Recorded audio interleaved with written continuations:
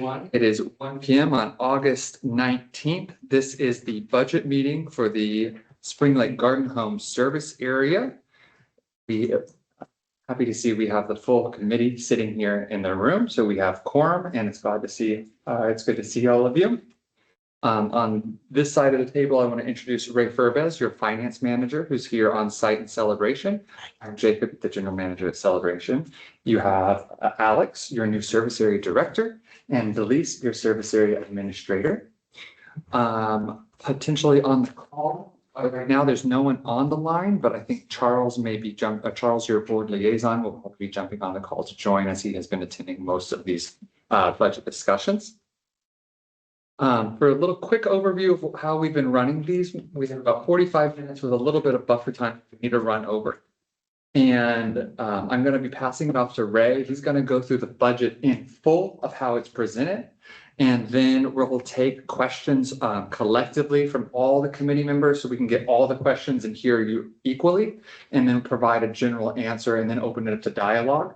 And then we'll save the last few minutes just to come to consensus on what adjustments or recommendations the committee wants to provide. And we'll be taking those recommendations to the board along with a recommended budget from management so that they can understand both sides. If there may be things that we can get agreements on today, which we can make those adjustments right away.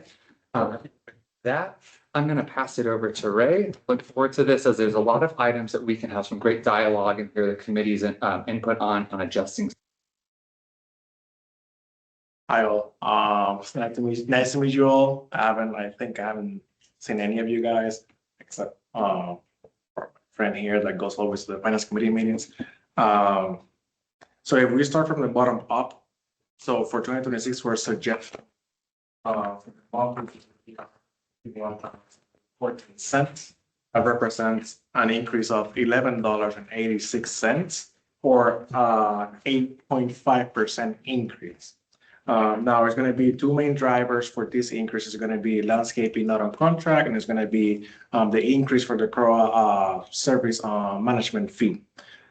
If we only have 6 lines to discuss. If we go to the landscape contract, we're still under contract for next year, so the amount doesn't change. We have the same amount as 2025, which is going to be $175,985.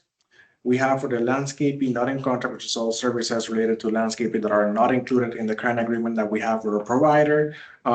This is seeing a 50% increase from $20,000 to $30,000. And this is because of the run rate and the actual cost that we have seen up to June 30th. So far, you guys have spent up to $15,000 up to June 30th. And if that trend continues, you might end up at $30,000 by the end of the year. Hopefully that's not the case.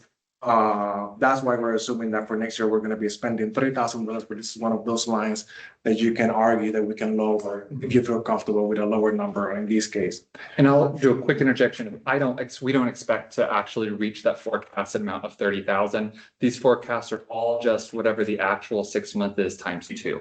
So we aren't expecting of spending another 15,000 or 10,000 over what you budgeted. Yeah. Unless we don't have an actual bid or a contract number that we know is already compromised, we're doing that methodology for the variable plans that we have. Thank you. And then on the irrigation side, we budgeted for $2,080 for 2025. Up to June 30th, we haven't seen any costs coming in. We left this line flat. If there are actually no irrigation issues with this community, we can lower this number as well.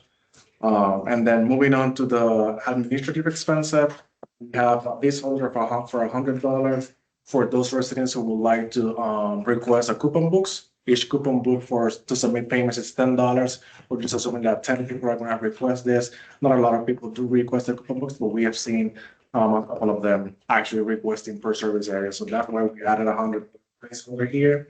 And we also have $304 for the budget mailings. This is assuming $2 per door. The stamps are like a little bit over 70 cents. We got to pay for the envelopes, and we also pay a monthly fee for our mailing service, which is Pitney Bowes. So that's basically how we're getting to this number right now. And then lastly, we have the CRO administration fee, which all service areas across the board, they're all seeing an increase of close to 26.7%. This is a pass-through from CRO to all the service areas. This is due to the services that us, as you might already know, CJC and CRO pays 100% of the compensation for the administrative team, which is us. And CRO passes through a portion of those expenses to the service areas for the services that we provide to you guys.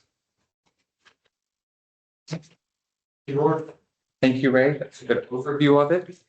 The Garden Homes has a much simpler budget, less lines to discuss. But with that said, I'm going to start taking notes and I'll pass it to the committee. I'll just, to hear any just generalized questions. And then we'll start providing some answers to those. So one of the questions that we've discovered as we've gone through the landscaping contract, Jacob, this indicates that for 2026, the scope would be under contract. And that in the contract stipulates 36 months. It has a 4-year termination expiration.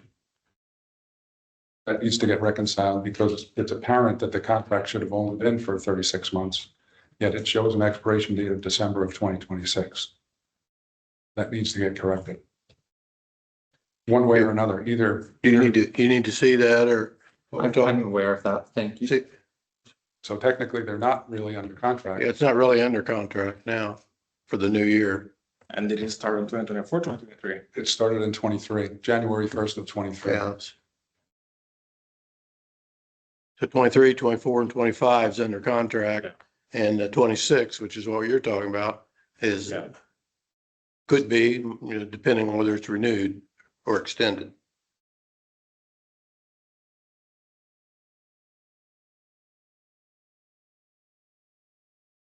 And given that, I think you need to do there's only 4 months left in the original contract, theoretically. But I think there still should be a contract addendum that reconciles that discrepancy. Either you need to reconcile it to 48 months and we're going to assume they're under contract for the 176, or we need to reconcile it with an addendum to reflect that it was only a 36-month contract and expires December of 25. And we've been in discussion amongst the community. We'd rather that it show an expiration date of this year, because given the challenges we've had, we would recommend an RFP be conducted through the end of this year. So, the bogey number of 176 could be applicable. So, we were kind of discussing whether there should be some inflation adjusted correction to that, given the potential for transitioning to another landscape service. I would agree with that. Yeah. I think we can go about, and I was going to check with Lauren and legal counsels. I know that I've heard this trickling already, where I think that your landscape companies, we can have it written, probably get it at the same rate for next year as it's of how the contract shows us that discrepancy.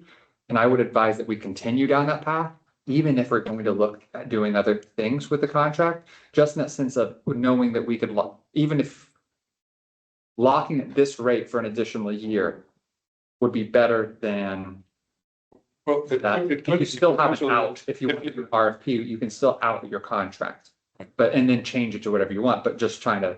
Yeah, I'm not sure. We haven't discussed the potential for what length of duration past this year we would.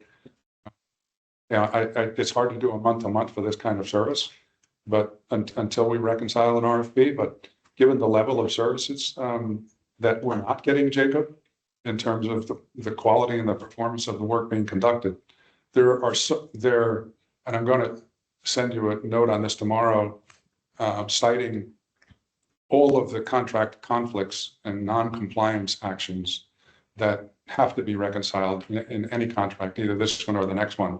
But the performance and the accountability has been really not conducted very well. To be honest, in your supervision of Grand Manor supervision of Exquisite. So I'll just cite a couple of examples that we think have significant monetary value that are being conducted. The contract stipulates that for irrigation service technician, we should have a dedicated service technician for one service technician for every 300 zones. Not counting those homes that have 3 zones, we have 152 homes that each have 2 zones. We should have been getting for the last, since the inception of 23, we should have had a dedicated technician on site. And that, I don't know what a dedicated technician for our property would actually cost, but the contract required that to be provided. And it, heretofore in the contract, 2.5 years later, it hasn't been provided. So I don't know how we've basically given him that expense without any oversight. I don't know what a dedicated technician in Florida costs in irrigation, but it could be $35,000, $40,000 a year that we've let trickle through our fingers. There's countless examples of other issues. Obviously, the weeding, that performance has been negligible over the course of the last 3 years. It's supposed to have, the contract calls for 2 times mulching per annum. We haven't gotten that. Now, the other day when you walked, I think Brian referenced that he's going to be doing a fall mulching installation. And I don't know if that then would coincide with the contract that reflects a spring and fall mulch process in line with the contract, or is he changing the sequence of the annual mulch that he's been doing to a fall mulch, and then we won't get one in the spring? I don't know what the answer to that is, but we haven't gotten 2 times mulching yet. And for either the irrigation technician or the mulching, there hasn't been an addendum that's changed that scope, or has there been a conscious decision to change that scope that hasn't been addressed through an addendum?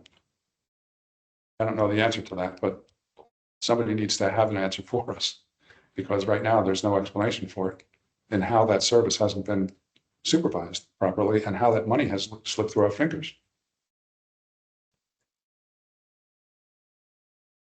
There's countless other examples that I'll send you tomorrow, Jacob. But Any other questions regarding the budget line? pardon me? Any other questions? No, that, I'm bringing that up because it affects the budget, right? There's monetary impact that affects the budget. And if those get reconciled before this contractor leaves the property, or before we think of hiring him again, there should be some kind of reflection in that budget that reflects a credit of some kind that might allow us to pursue some of the restoration that we're talking about before next year, when we won't be able to start it until January when it's budgeted for. But it has monetary impact this year on what we might be able to conduct. So there's definitely a budget impact.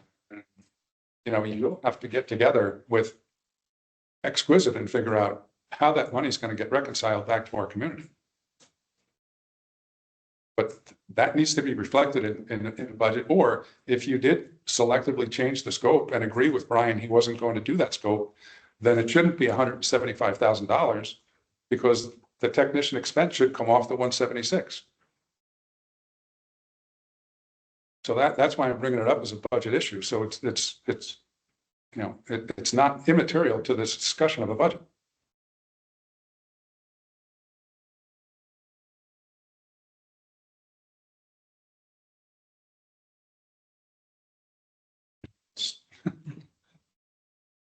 The irrigation repair finance report we got from Charles, I think it was either late May, early June. I think it reflected $880 actual in repairs. So it shouldn't be a zero. And I know that since I've been submitting work orders, since the middle of June for the last 2 months with the irrigation repairs, my guess is, I don't know what his rates are for irrigation repairs and what he gets compensated for. So if you could check, rather than assuming it was a zero, I mean, somebody should go back and then look at what was done since June 12th and confirm that the $2,000 is adequate, because as we all know, the older the property gets, the more repair it will require. But the two that just as an example, the two that he fixed the other day were not even glued together in the price, haven't been glued together for the last 10 years. So water, I don't know where the water's been going, but hasn't been going to irrigate plants. But had we had the technician service that we were entitled to get, many of those things would have been found out and should be if he's doing his inspections twice a month during certain periods of the year and once a month for the other periods of the year. That entails everything from the pain gauge control system out to the head. People like me shouldn't have to clean the filters in their heads ourselves. That's his responsibility. And if we had a technician on site that were doing that, that service would be conducted. No irrigation repairs up to date. Pardon me? No irrigation repairs up to date. I can't hear you. No irrigation repairs up to date. Okay, So up to July, these numbers are up to June 30th. I just checked July 31st. There's no cost. so he hasn't charged us for the repairs? That's typical for, when we have a couple different landscapers. We see that line typically running over budget with most landscapers outside of Exquisite, where they harbor most of their repair costs themselves. So when I see him changing heads, I would assume he may not charge us for piping, but heads, I would think. Heads are to be billed to the association, Right. and often they take on those costs themselves. Irrigation is one of, I mean, there's many things to say about your landscaper, but I will say irrigation is one that they are constantly under budget on the irrigation repairs, which I only want to mention that in this meeting, in that sense of that's why we left a placeholder here and why we left it at such a high amount, where if the committee did want to look at a different landscaper, that line, you're going to start seeing, most likely, you'll start to see many more irrigation costs than you're seeing now, as Exquisite just often isn't billing for irrigation repairs. They're just taking on the burden themselves. Okay. Is there any explanation for the extreme escalation in the CROA budget expense? And that sticks out like. Yes, yeah. So sideways. let me switch my screen.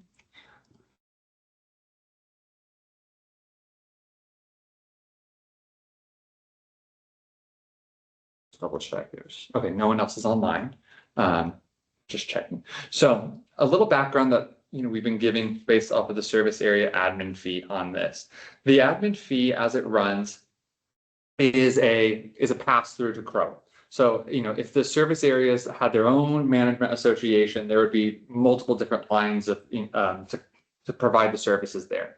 The service areas don't. There's just one lump number, and it's called a CROA administrative fee that gets passed through to the service areas as one large number that they decide on an annual basis what that number is, and then that's divided by the amount of homes overall in all service areas at 609 as units, and then that gives the unit rate, which is then passed to whatever the rate you're going to see by your service area.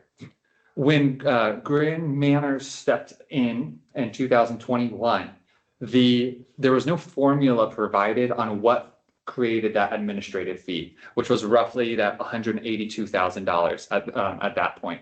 And that was divided, that 182 was then divided between all the service areas. So at that point, the garden homes was about 45,000. After that, it saw some inflation or some adjustments by inflation. And that's typically what we've been doing for the past couple of years, is just seeing an adjustment by inflation.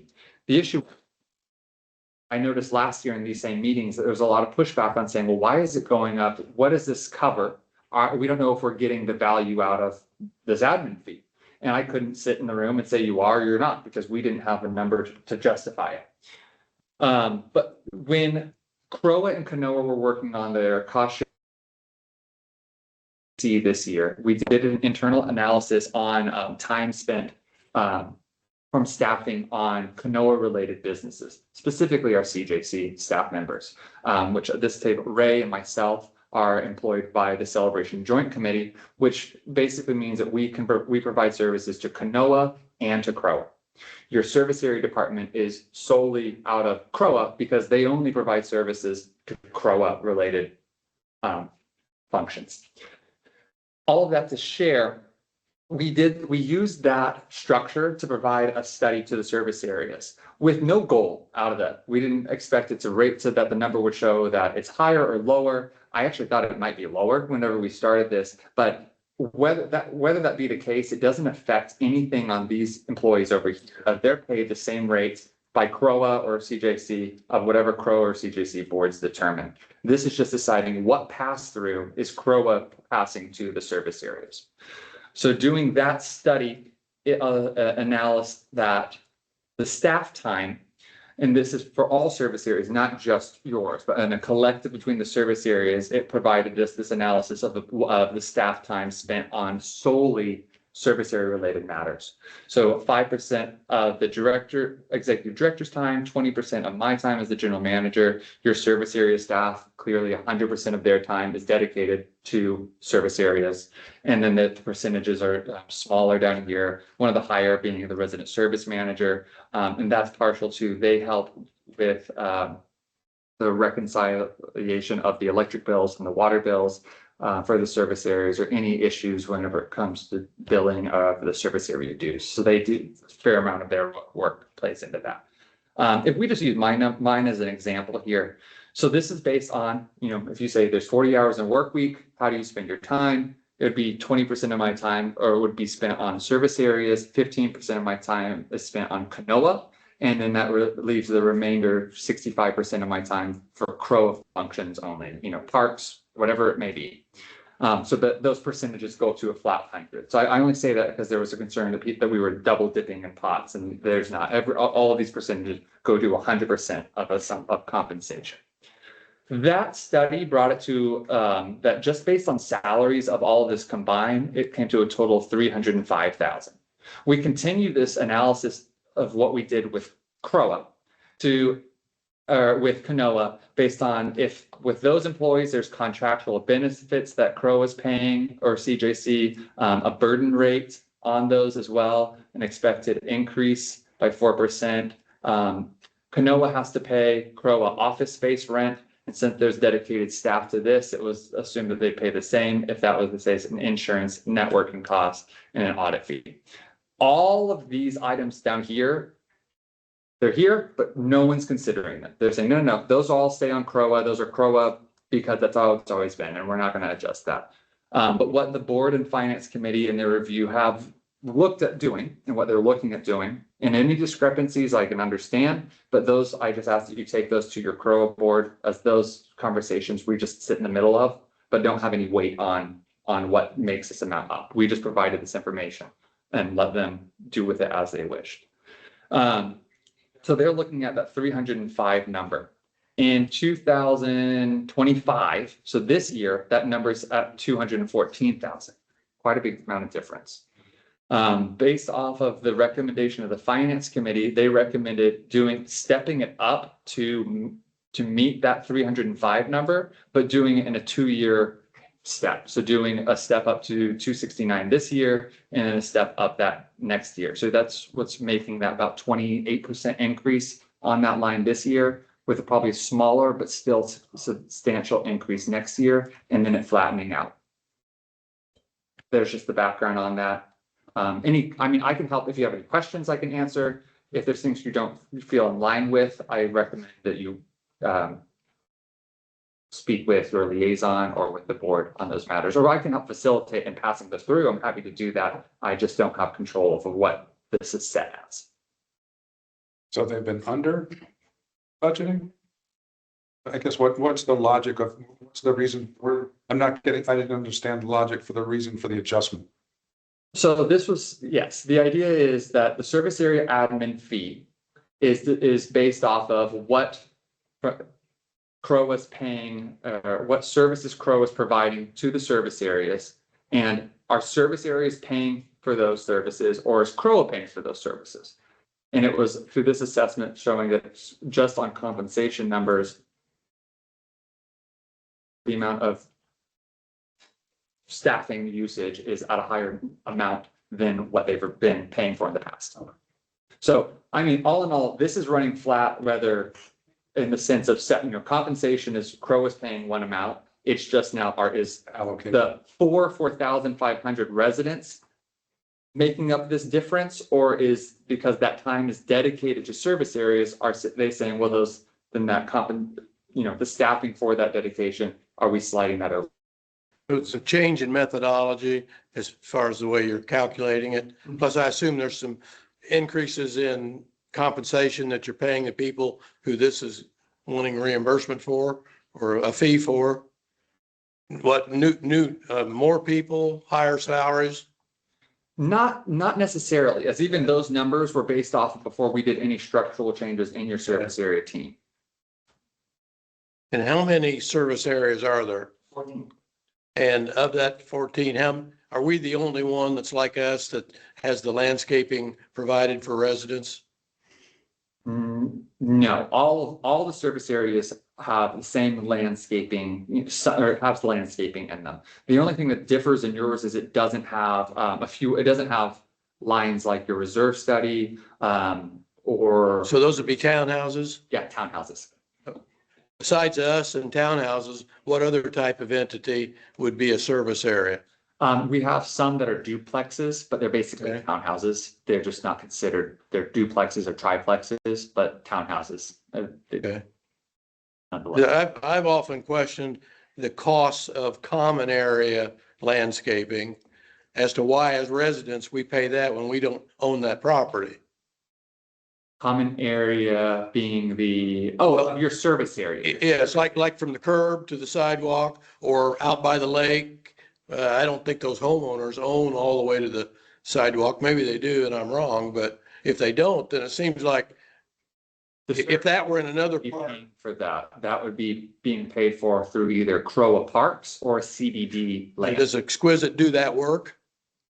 Currently, yes, but So not. they have to break their expenses up between what they're doing for us and what they're doing for common area? Yes, so like, for example, there are 4 contracts for landscaping inside Spring Lake, plus whatever CBD manages around the sides of Spring Lake. Those 4 contracts are your garden homes. Then we have the muses and parks as they're coordinated to those garden homes, but those are CROA. So, everyone in CROA is helping to pay those bills as their common space to those. And then you have the uses and parks of the townhomes, which is its own contract, which is also CROA. And then you have the townhomes themselves, which is another landscaping contract. 4 landscaping contracts, coincidentally, they all are Exquisite at the moment. Yeah. They don't, and I'll just preface that, they don't have to be. There's pluses and minuses to having one contractor doing them all, but there's nothing in writing that says you have to have one doing all of these. You could have 4. Bring other items, but you could. You did have there was a question from the audience, if you'd like to entertain. Sure. What was the total administrative fee for all the service areas? 300 something thousand? In 2025, this year, that fee is 214,000 All service areas. for all service areas. So my question is, what percentage of the total pro administrative fee is that? Well, Crowa's administrative fee would be, basing off of all of their administrative costs. And do remember that some of this is pass through of how Crowa provides their cost sharing agreement to the CJC staff. So we don't have a direct inline number because as in such, like these would be these are through CJC, but Well, Crowa. if we pay a certain percentage of your time every day, the other percentage of the work time is paid for a combination of CROA and CJC. Crowa and like, yes. Mhm. So what is that total?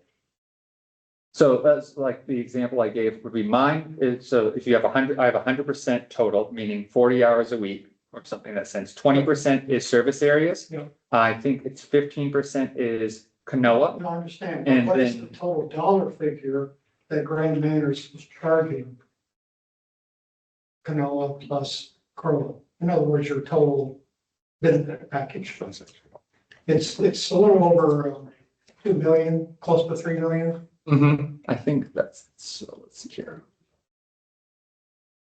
That'd be under the, If you're looking at the CJC budget.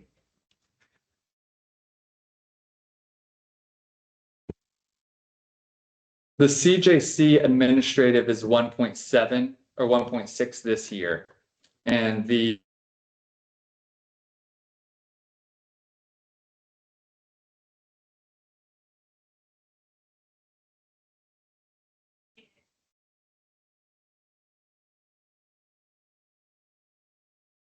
CRO is also 1.7. So in a total of a $3.4 million administrative fees. This is what CROA is, 3.1. 3.4. And that's using 2025 numbers. So the service area is about 8% of the total budget. All the service area. That's the way I look at it. All the service areas. So our service area. Probably about 1%. Of the 8%. Numbers, but we'll just guess.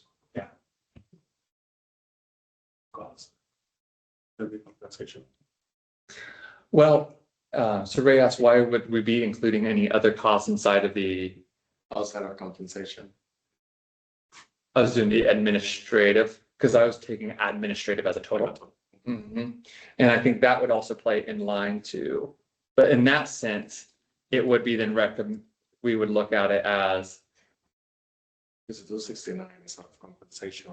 out of yeah, the 309 is out of compensation alone, where it could go, if you can incur the other costs that are often part of the administrative costs, that would be at the 436,000, which at the moment, the board or the finance committee aren't considering entertaining that number. They see it, they recognize it. They know they could entertain it, but they're not even doing, we're not looking. All right, since we're not paying for the benefits package, we're just paying for salary time. Then the service area as a total, all the service areas, all 14, are really paying a smaller percentage of your overall package, Yes, yes. less than 8%. Director funds. Yeah, directive. Just kind of breaking it down just for Spring Lake and at 67,000, is it reasonable to assume that we would expect about $5,000 worth of staff time per month being spent managing, effectively the landscaping and landscaping contract? Is that, because that's what is done, is that? If I'm following the trail you're going with, yes. Okay. Yeah.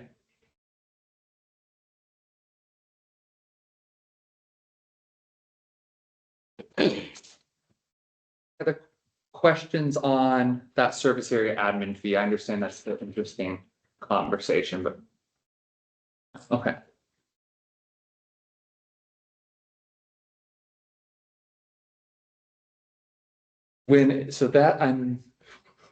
Yeah, we only have a few lines here to discuss. Your contract, the not in contract amount.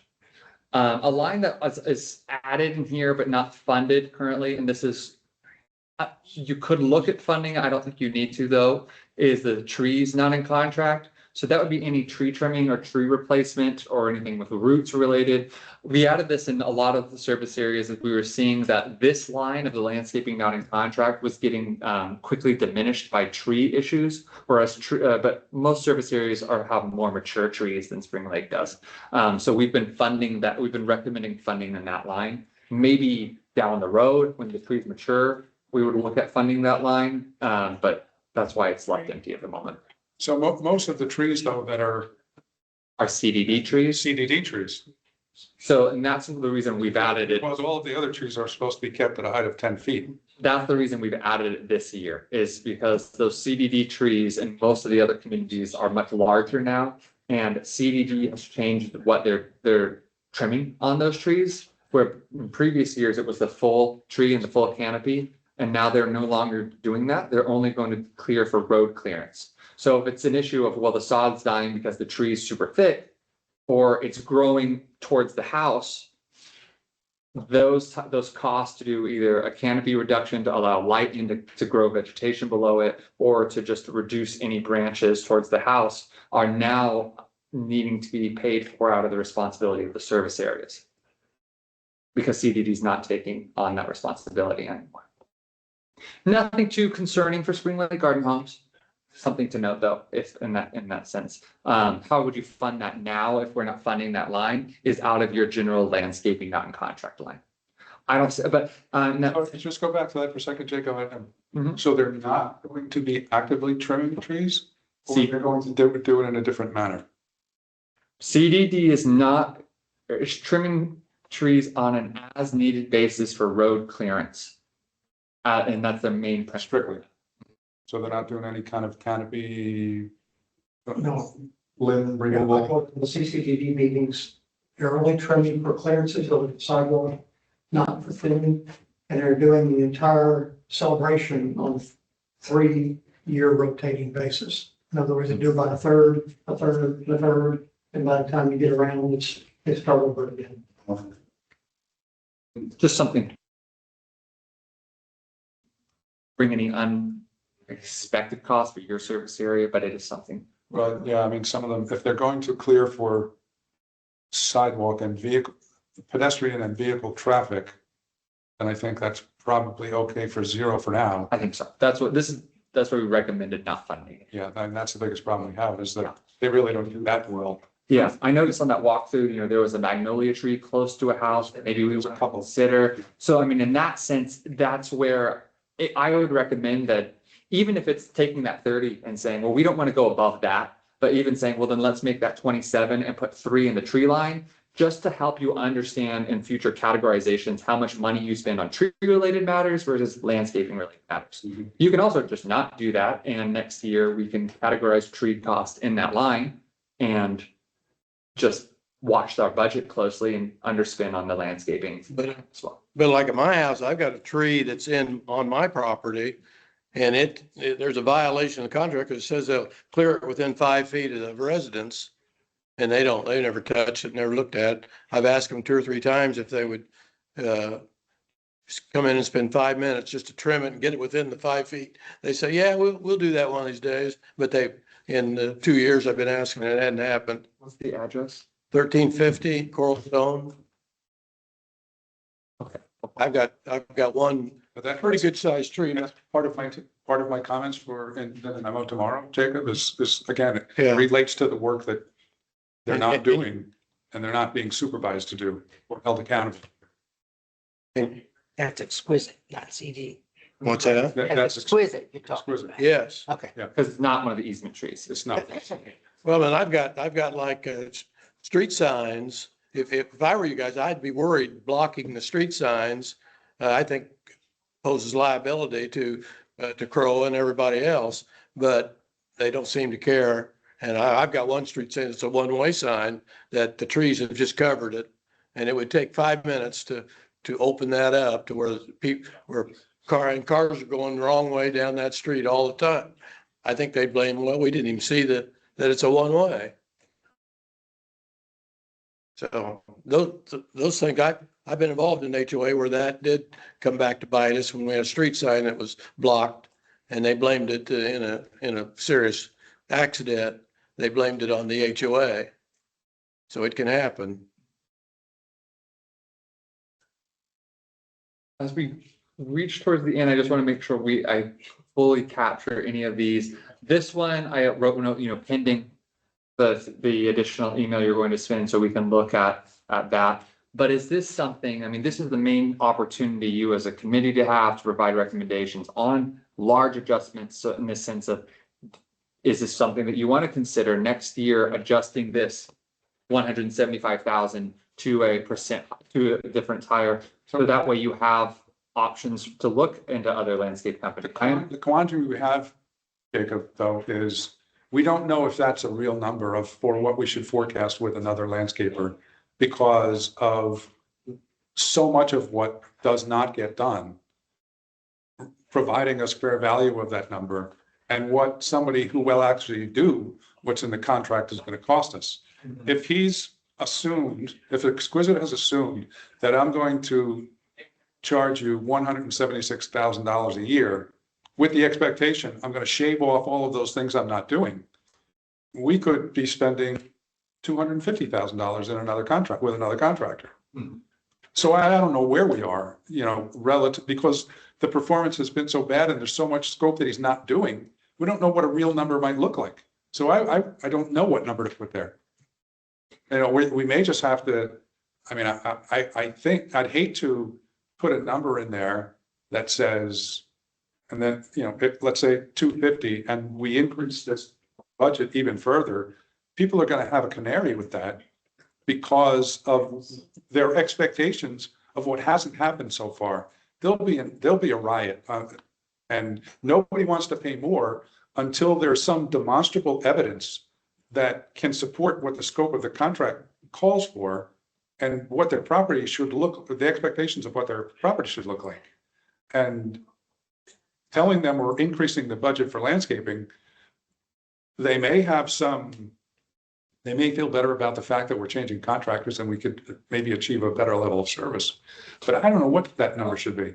So a couple options you have here is we can't wait too long on this, and we can even launch an RFP now, but that's still the response. And I think you're understanding is that the response back time to see those numbers is probably too close to when we are required to submit budgets in, especially with a 30-day notice.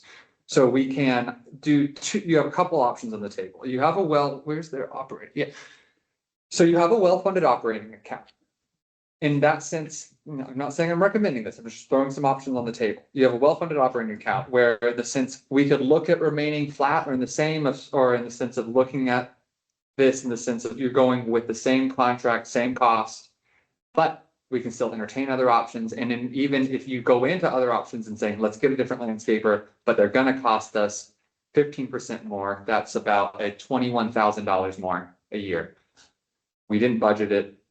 You still are in a financial situation where you could make that change, but and you would cover the difference out of your surplus of cash in your operating for only 1 year's sake, knowing that we're going to be adjusting this at next year's time.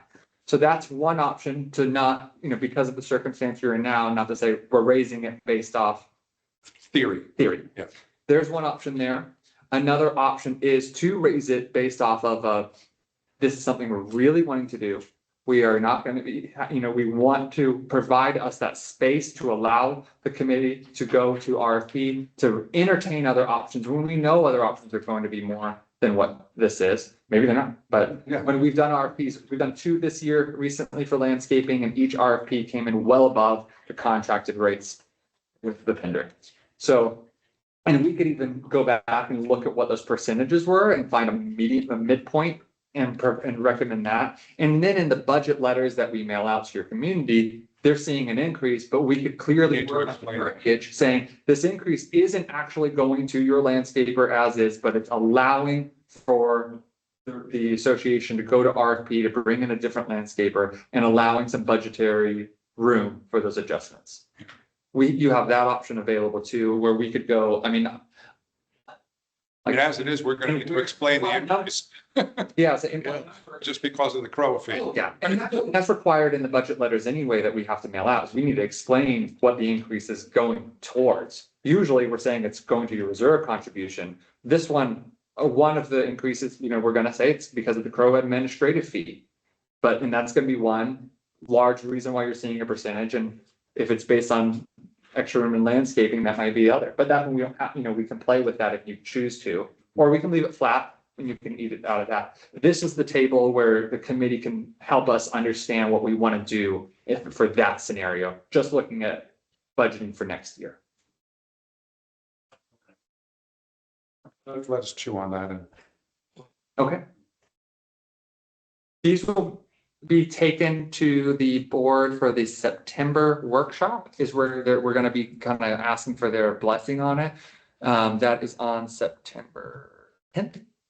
So we have a little time. So you have some time. Please let us know as soon as you can as what we want to do on this, because we want to try to get these budgets ready and everything, but you don't need to make a decision in the next 5 minutes. How many other landscapers do you have under contract in the community? 2 others. Just But in 2 others? service areas, only 1 other. So at least we have options. So there's 3 other providers aside from There are Exquisite? 3 total, 1 being Exquisite. Oh, okay. And in these other situations with Exquisite, did they give 3-year fixed rates?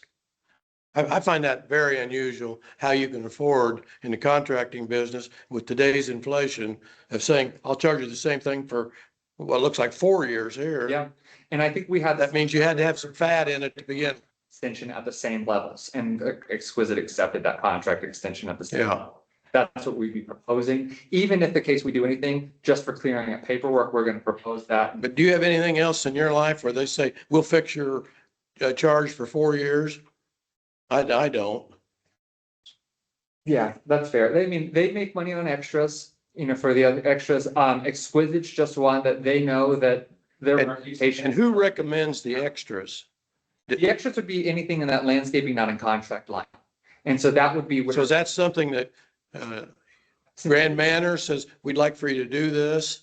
And then submit what it's going to cost and Yeah. what all's involved. And then do you guys follow up and make sure that this sod or whatever it is that we paid for was actually delivered and installed? Yes. And on that said, we're looking at doing a large landscape fill-in. We're trying to build a quote with Exquisite on this to say all the dead plants in your service area to do a replacement. There's nothing requiring the service area or even management to go with Exquisite to do that job. You can bring any other landscaper in to do those installs and those out of contract services. Most of the time, you don't see that because no landscape provider. Yeah. So that often means you go with your landscape provider. And also you have locked rates on plant costs and sod costs that are locked from 3 years ago still, that are much cheaper than current rate. I mean, sod alone, I think we're paying $1.30 a square foot, where the market rate or what he's charging residential or on new contracts, it's like $1.98. So we're seeing some still savings just based on contractual price locking. But isn't he just not going to do it until next year? If the sod is more expensive, costing him more money, isn't he just going to delay his recommendation that they do that special project? No, he wants to keep. No, I'm gonna say no. Yeah, I think I know what you're getting ready to say. We don't see that. Yep. We don't see much interest in really trying to do a good job.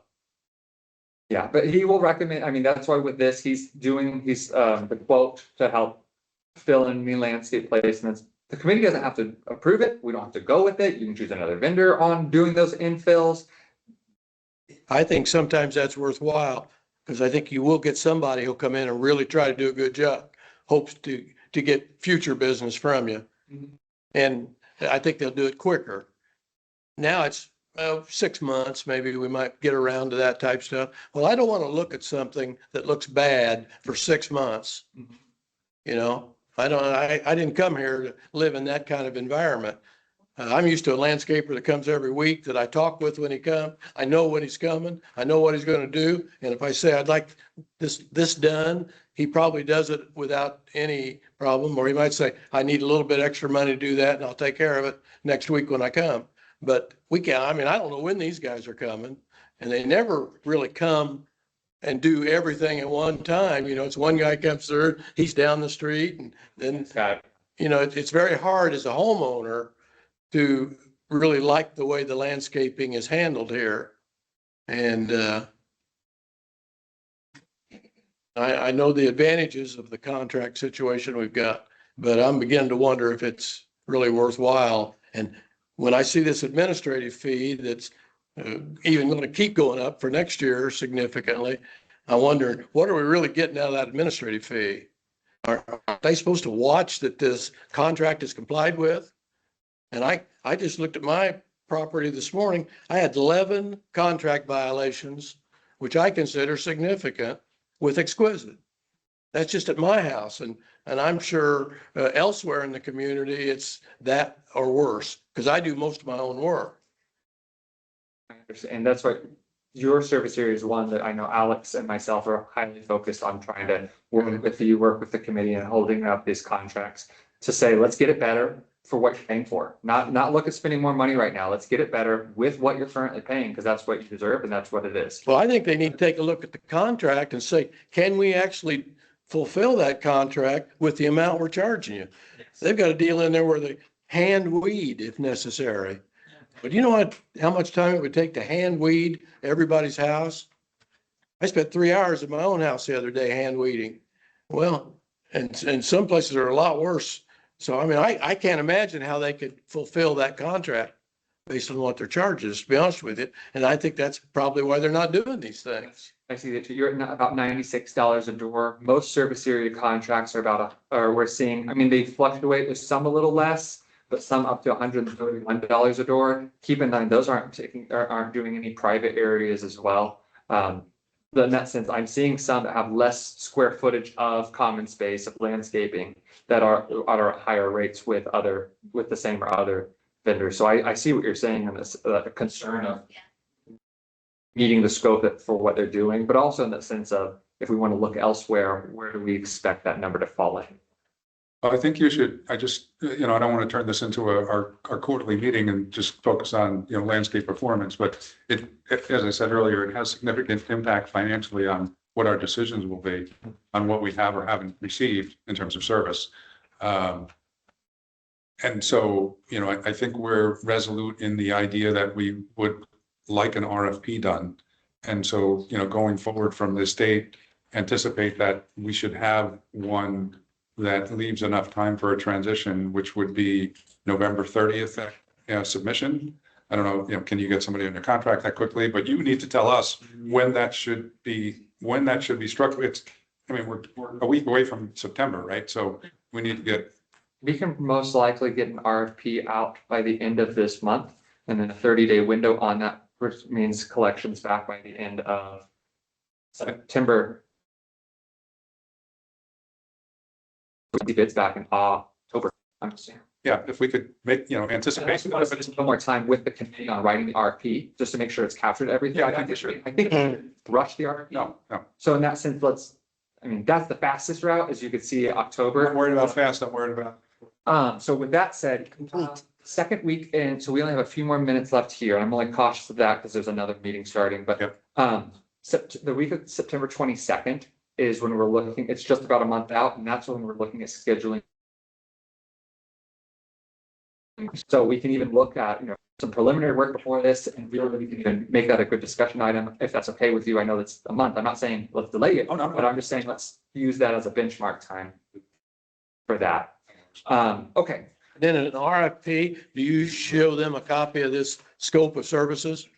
Aren't they gonna need that to, RFPs, we require that they come on site and do a walkthrough with that would be with Alex and probably our director of facilities for contractual items, and just do a walkthrough so they understand they're not blind bidden.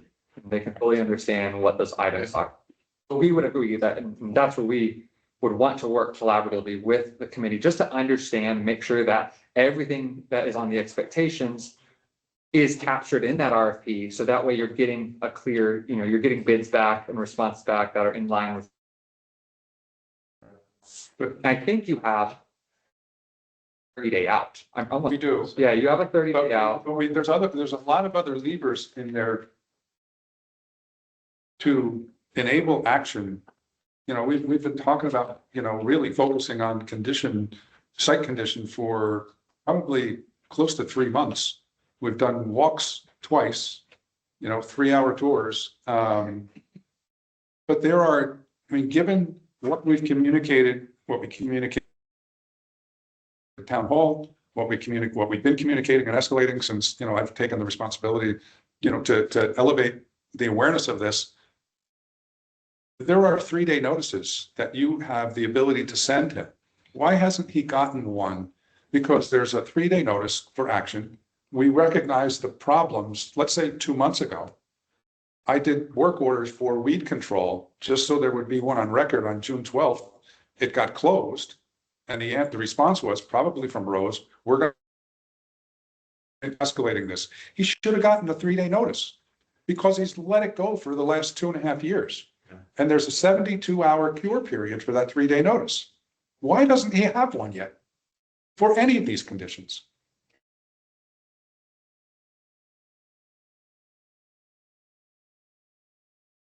For the 60 We people work on, while we do all of this back. have opted out And and just have have a subvention for 1 year at same rates. That can happen. Knowing that This could become our meeting. because Yes. he doesn't have the authority to 60 No. opt-outs. Well, thank you all. So right now, Thank you. we're not gonna do any major adjustments to this, as it seems like we're pretty in line, just with the main thing being, where are we gonna sit on that landscape? Where we'll just put a placeholder in that for some future, some committee input. If you want us to shoot over some options of what like a 10, 15, 20% increase to landscaping contract would look like, and what that would look like regarding your, we can do that. We can do that. That way you can look at those and maybe pick from that instead of shooting in the block. Yep, yeah, we'll do that for you. Thank you all. Appreciate it.